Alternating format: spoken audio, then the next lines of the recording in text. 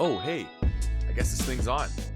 Welcome to another edition of KeyThoughts, my weekly musings on this great game of KeyForge. And this week, I got a very interesting topic that was sent to me over Discord. So let me just pull this up here and let you know what it is. Actually, you know what? Before we get into that, we got to do card of the week. Card of the week. We're in the last week of October. So next week I do have my new deck giveaway happening, which is going to be using a set of decks. We'll say 3 with 3 winners, and they choose which deck they want to play. I'm kind of excited for this.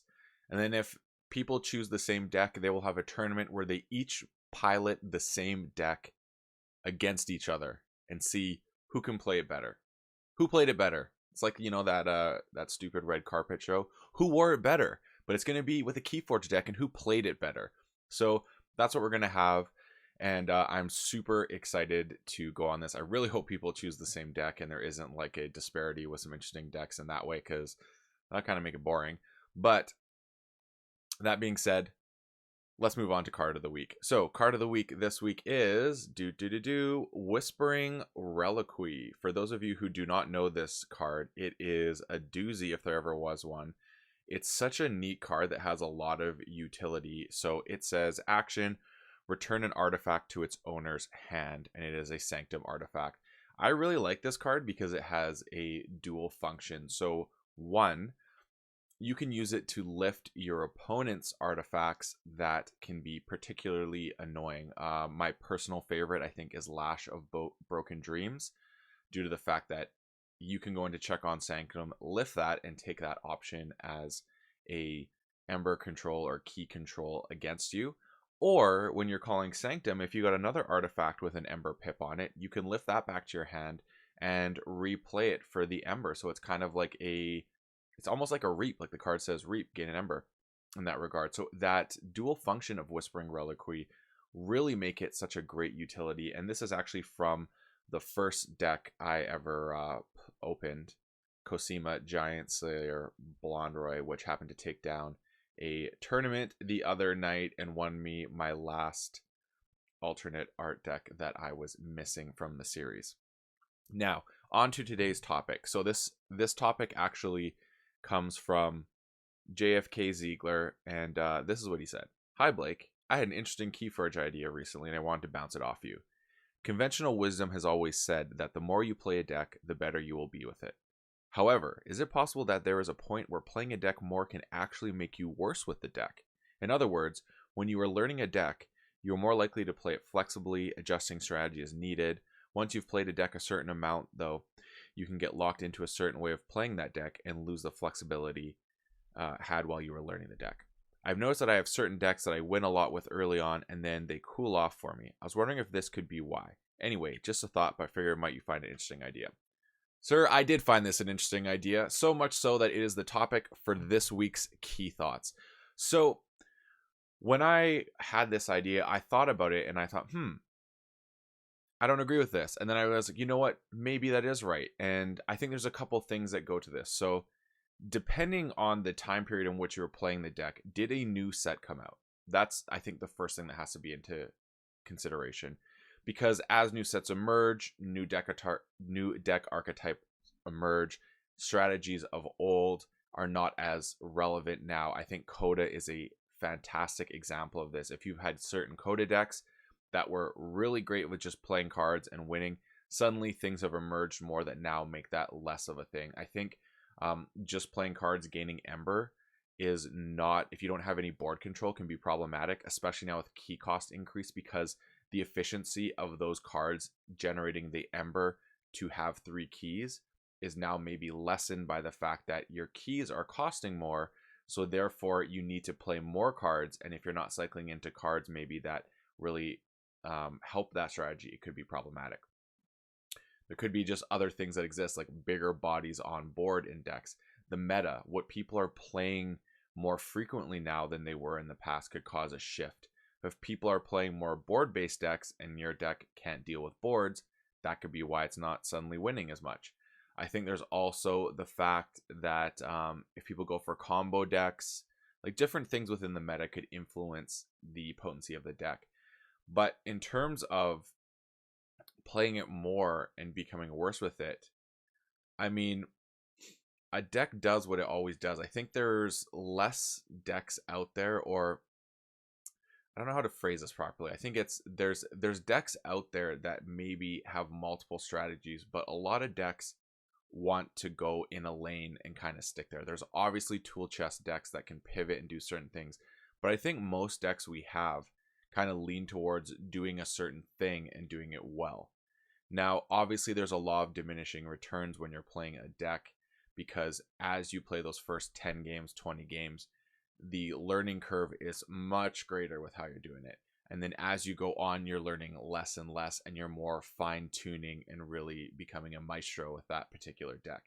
So I think that does exist. I mean, I don't know if being worse is necessarily a thing, but one thing that could happen is if maybe you're focusing just on that one deck, and you keep playing it, and you keep playing it, and you're honed in, you're like, I'm going to hit the Centurion mark with this, 100 games played, let's do it.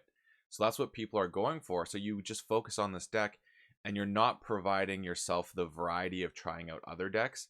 You might miss how cards interact both on your side of the board and your opponent's. So it's almost like the tunnel vision aspect of it is hurting you in a way, and that could be possibly why. I found that decks that I play, if I revisit them in the future, they seem to play slightly differently, or the way I play them is differently, is because I'm now playing different decks. I personally believe for my own style that because I am willing to play every deck I open, and I'm playing this great variety of decks, I find I'm a more proficient KeyForge player as a result, because I see more things, I interact with more things, and therefore I have more insight into things that could happen. It's like I can read the game a little bit differently. So when I go back and play old decks, I find I play them differently and almost more proficiently. Like that first deck I just was showcasing the card from. I felt when I played it the other night at our weekly Chainbound, I felt I was actually executing that deck on a higher level than I have before, and I started seeing really neat combos that could be played with it that I never really thought of before. And it just could be my KeyForge brain has now shifted a little bit from just playing all these different decks. So I could see how maybe you get worse with a deck because things are changing around you, and because you're so in this tunnel vision with that one deck, it's not allowing you the ability to kind of increase your KeyForge brain. Now, that being said, if you're speaking out this like you're playing this deck consistently, but also other decks, and you find you're getting worse, I think another factor could be maybe if you're playing other decks, you start evolving into a type of player who gravitates maybe to the style that that deck does not represent. So maybe originally you really gravitate to that style of KeyForge, but now you're shifting into a new style of KeyForge and you really enjoy playing that type of deck. So let's say it was a rush deck, and now you're into control decks more, and you see the lines more clearly and you enjoy playing those. So I think all these factors add up to maybe contributing to that happening. But I think for the most part, playing a deck over and over, you should not get worse at that deck. It could be your matchups or the way it's matching up with the meta is causing it to be played worse. Or I don't think you're playing it worse. It just does not hit the same way it used to. So that's kind of my thoughts on it. I'm curious about everyone else's thoughts on this. What do you think about that concept? As you play a deck more, you actually could become worse at it and not better, and you start losing more with it. What are your thoughts on why that could be? I'd love to hear it. So thanks everyone for tuning in. Last chance to become a Patreon before next month and getting into the draw where you could be battling for a deck. I mean, all three names drawn will win that month. It's just going to be a matter of maybe I'll go up to 4 names. Who knows? Maybe I'll go up to 4 names next month. If we get a couple more Patrons, definitely. But I'm really excited to see how this works. It's going to be everyone wins a deck. It's just, is there going to be a battle for the winning deck? So it could be a fun thing. Like it could go like 2 people choose the same deck. They play, they lose. That next person chooses another deck. That happens to be the deck that the third person who wasn't a part of this won. So guess what? Now another match faces off. And all the while, I will not be playing these decks. I will be commentating on the games, giving my insight on what's happening and judging who played it better. So super excited for this, folks, and I'm really hoping that you guys are all excited for this too. If you are not part of my Patreon squad who get to be a part of these giveaways, please check out the link in my bio, and I would love if you could provide that form of support. If not, I just appreciate everyone watching my videos, commenting, subscribing, even sharing. I'd appreciate if everyone would maybe share my YouTube channel with someone they know who enjoys KeyForge, who maybe isn't already subscribed, because I'd love to keep growing this audience and getting bigger, because I do love doing this. I find it so much fun, and I appreciate everyone's support. So as always, may your ember never be stolen and your keys forged promptly, folks. Have a good one.